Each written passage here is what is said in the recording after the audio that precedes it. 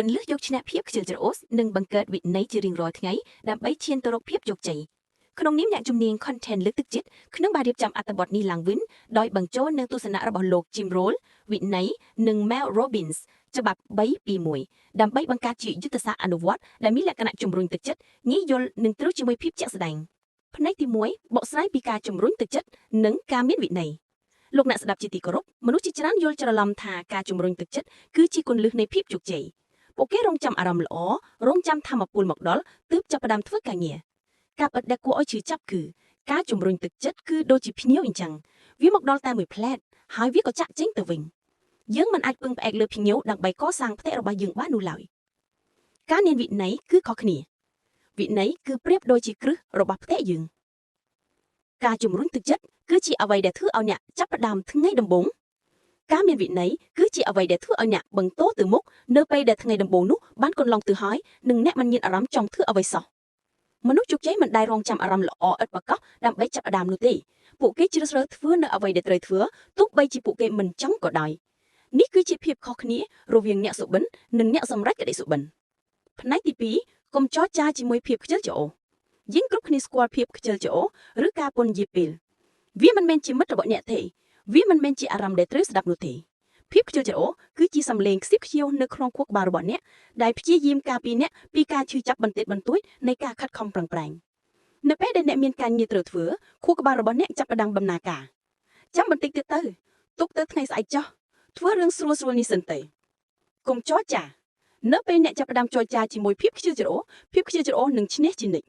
វានឹងផ្ដល់ហេតុផលដ៏ល្អឥតប្រាកដរាប់រយយ៉ាងដើម្បីឲ្យអ្នកអង្គុយដេកមើលទូរស័ព្ទបន្តិចទៀតសិនឧទាហរណ៍ជាក់ស្ដែងនៅពេលដែលម៉ោងរោលទៅបន្លឺនៅពេលព្រឹកសំឡេងខ្ជិលច្រអូសប្រាប់អ្នកថាចុចស្នោះសិន5នាទីទៀតក៏មិនអីដែរប្រសិនបើអ្នកចរចាអ្នកនឹងចុចស្នោះនិងបាត់បង់ការគ្រប់គ្រងលើថ្ងៃរបស់អ្នកតាំងពីដើមទី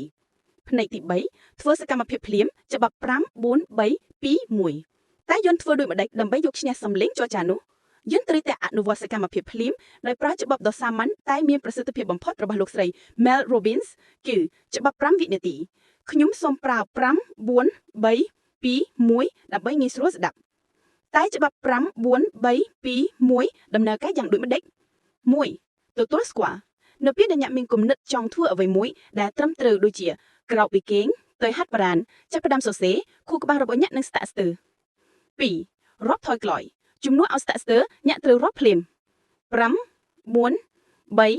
2 1នៅពេលដល់1អ្នកត្រូវតែក្រមើលទ្រូងទោះបីជាមានអារម្មណ៍យ៉ាងណាក៏ដោយបញ្ជាក់បែបវិទ្យាសាស្ត្រអ្នកមានពេលតែ5វិនាទីប៉ុណ្ណោះរវាងគំនិតនិងការធ្វើសកម្មភាព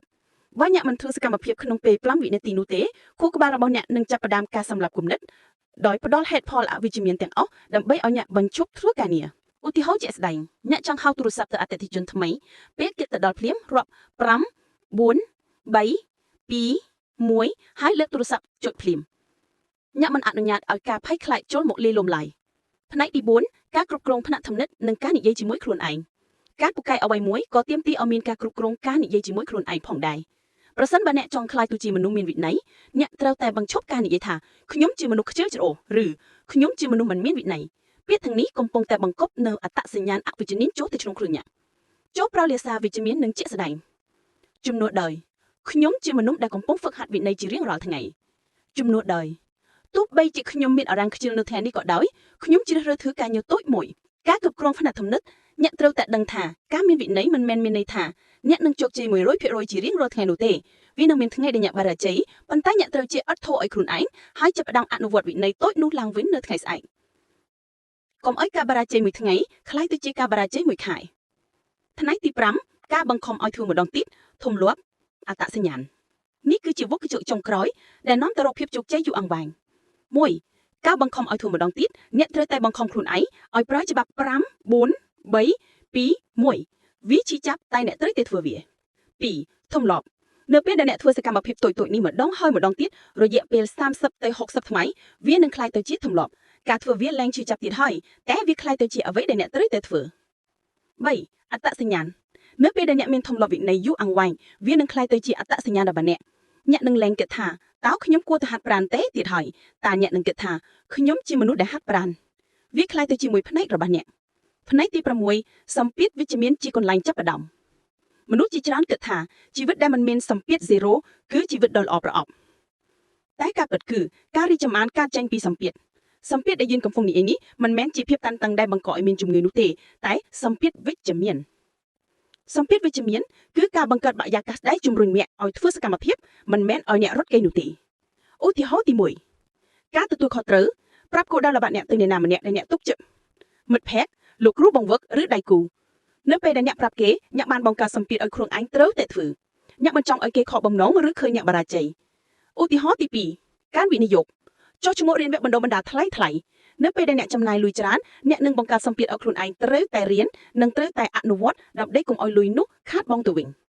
ចូលសម្លឹងមើលសម្ពាធជាកាតាលីសសម្រាប់សកម្មភាពមិនមែនជាទម្ងន់ដែលសង្កត់អ្នកឡើយការមានការកំណត់ច្បាស់លាស់និងការទទួលខុសត្រូវចំពោះអ្នកដទៃគឺជាការចាប់ផ្ដើមដ៏ល្អមួយផ្នែកទី7ជ្រើសរើសការខិតខំប្រឹងប្រែងជាងការសម្រាកដែលសម្គាល់គ្រប់គ្នាចង់សម្រាកយើងចង់ធ្វើអ្វីដែលងាយស្រួលតែបើអ្នកចង់ជោគជ័យអ្នកត្រូវតែជ្រើសរើសការខិតខំប្រឹងប្រែងមុនពេលសម្រាកគំនិតសំខាន់គឺការសម្រាកដែលសម្គាល់កុំសម្រាកមុនពេលដែលអ្នករកបាននៅការសម្រាកនោះបើអ្នកត្រូវធ្វើការងាររយៈពេល1ម៉ោងអ្នកត្រូវតែប្រាប់ខ្លួនឯងថាខ្ញុំនឹងមិនសម្រាកឬមើលទូរស័ព្ទលើទាល់តែ1ម៉ោងនេះចប់សព្វគ្រប់ឡើយការខិតខំប្រឹងប្រែងនៅឯដំបូងបង្កើតបានជាសន្ទុះនៅពេលដែលអ្នកបញ្ចប់កិច្ចការលំបាកនោះអ្នកនឹងមានអារម្មណ៍ពេញចិត្តនិងការសម្រាករបស់អ្នកនឹងមានរសជាតិនិងមានន័យកំណាត់ការសម្រាកដោយមិនទាន់ធ្វើអ្វីសោះគ្រាន់តែធ្វើឲ្យអ្នកមានអារម្មណ៍ថាមានគំនុះនិងបាត់បង់កម្លាំងចិត្តបន្ថែមទៀតចុះធ្វើឲ្យការសម្រាករបស់អ្នកក្លាយទៅជារង្វាន់របស់ការងារដែលបានសម្រេចផ្នែកទី8គ្រប់គ្រងកម្លាំងជំរុញរយៈពេលខ្លីដោយចក្ខុវិស័យរយៈពេលយូរយើងតែងតែត្រូវលង្បាដោយកម្លាំងជំរុញរយៈពេលខ្លីដូចជាការញ៉ាំអាហារផ្អែមលេងបណ្ដាញសង្គមឬគេងបន្តិចទៀតកម្លាំងជំរុញទាំងនេះផ្ដល់នូវភាពរីករាយភ្លាមតែបំផ្លាញអនាគតរបស់អ្នកគន្លឹះគ្រប់គ្រងវាគឺចក្ខុវិស័យរយៈពេលយូរនៅពេលដែលអ្នកប្រឈមនឹងការសម្រេចចិត្តណាមួយចូលដាក់រូបភាពចក្ខុវិស័យរយៈពេលយូររបស់អ្នកនៅចំពោះមុខសួរខ្លួនឯងថាតើការសម្រេចចិត្តនេះជួយឲ្យខ្ញុំទៅដល់គោលដៅ5ឆ្នាំរបស់ខ្ញុំដែរទេតើខ្ញុំចង់ឲ្យខ្ញុំនៅពេលបច្ចុប្បន្នសប្បាយឬខ្ញុំនៅពេលអនាគតជោគជ័យការតស៊ូនៃវិន័យគឺជាការតស៊ូរវាងអ្នកបច្ចុប្បន្នដែលចង់បានភាពងាយស្រួលនិងអ្នកអនាគតដែលសមគឺនឹងទទួលបាននូវភាពជោគជ័យចូលក្លាយជាមិត្តល្អសម្រាប់ខ្លួនឯងនៅពេលអនាគតដោយធ្វើការងារលំបាកនៅថ្ងៃនេះផ្នែកទី9ផ្ដោតថាមពលលើអ្វីដែលសំខាន់វិន័យមិនមែនគ្រាន់តែជាការធ្វើការងារទេតែជាការផ្ដោតថាមពលរបស់អ្នកទៅលើកិច្ចការចំនួនតិចតួចដែលសំខាន់បំផុតច្បាប់ Pareto ឬច្បាប់ 80-20-80 20% នៃកិច្ចការរបស់អ្នកនឹងផ្ដល់ឲ្យអ្នក 80% នៃលទ្ធផលយុទ្ធសាស្ត្រអនុវត្ត1កំណត់កិច្ចការសំខាន់បំផុតចិត្ត Mighty កំណត់កិច្ចការសំខាន់3យ៉ាងដែលត្រូវធ្វើនៅថ្ងៃនេះដើម្បីសម្រេចគោលដៅរយៈពេលយូរ2ធ្វើវាជាមុនគេចាប់ផ្ដើមថ្ងៃរបស់អ្នកដោយធ្វើកិច្ចការសំខាន់បំផុតទី1ភ្លាម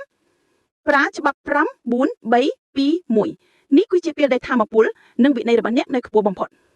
3កុំធ្វើអ្វីផ្សេងទៀតកុំឲ្យភាពតូចតាចមកឡោកយកថាមពលរបស់អ្នកកុំពិនិត្យមើលអ៊ីមែលឬបណ្ដាញសង្គមលើសទាល់តែអ្នកបានបញ្ចប់កិច្ចការសំខាន់ទី1នោះការគ្រប់គ្រងវិន័យគឺការគ្រប់គ្រងកន្លែង